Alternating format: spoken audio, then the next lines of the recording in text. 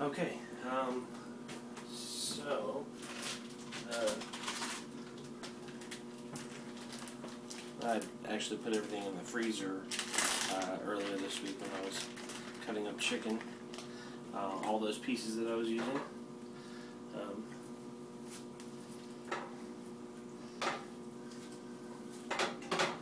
Kind of separate them out, kind of make smaller pieces out of it. I also put the wingette and the drumette in here as well, just because, I don't make wings too often.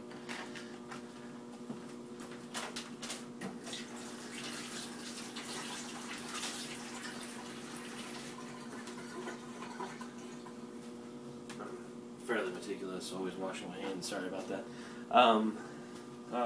What I'm going to do now is reuse the ice bath that I had made for my onion earlier.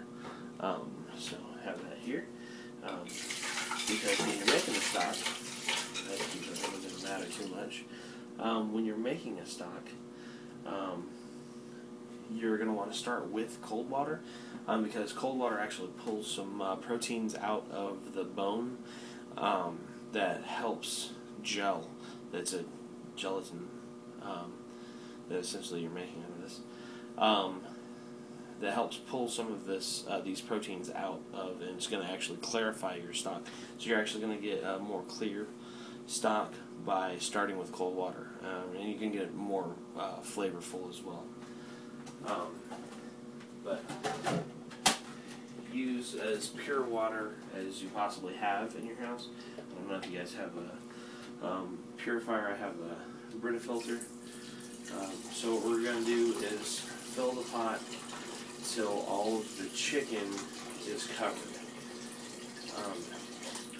And we're actually going to simmer this, depending on how it looks, between 2 and 3 hours. So don't worry, this video is not going to be that long. I'll cut that out. And then I have my vegetables.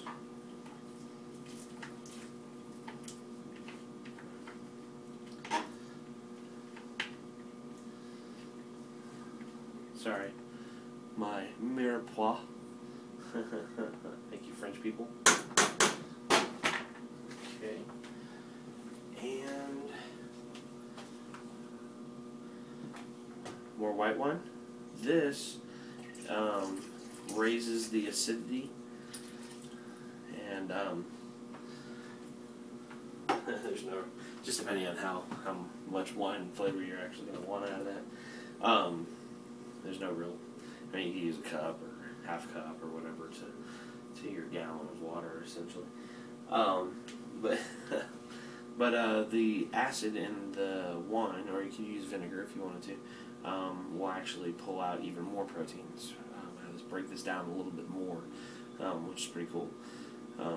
So a little bit of white wine or vinegar when you're making your stock, and it'll have even better flavor. So let's go ahead and get this started. And once this comes to a boil, you're going to want to bring it down to a simmer, because you don't want a rolling boil, because essentially you're going to have to skim the top of this a couple times. You'll see like floating, foamy kind of scum is what they call it at the top, and you're going to skim that away, and that'll make your stock even more clear. Because your goal to making a stock, and I'm sure that because it's been about a year since I've actually thrown together a stock. It's not going to be the clearest stock that I've made, but you're going to want something that you can see through. You don't want it to be too murky. But then I'll show you what cool stuff you can do with your stocks after that. Okay, sorry about the moving camera. I don't have like a base set up above my pots. I'd probably just drop my phone right into it. You'll see this little scum layer. It's kind of like brown bubbles and stuff. See it even better right there. This is the stuff that you're going to want to get off. So just a little slotted spoon and that crud. It's okay if you pull some of like the celery and onion or whatever out of it. Just this is the stuff that you're going to want to skim off of it, and you don't want to excite it too much because you don't want it to go back into this is why we're on simmer and not on a boil.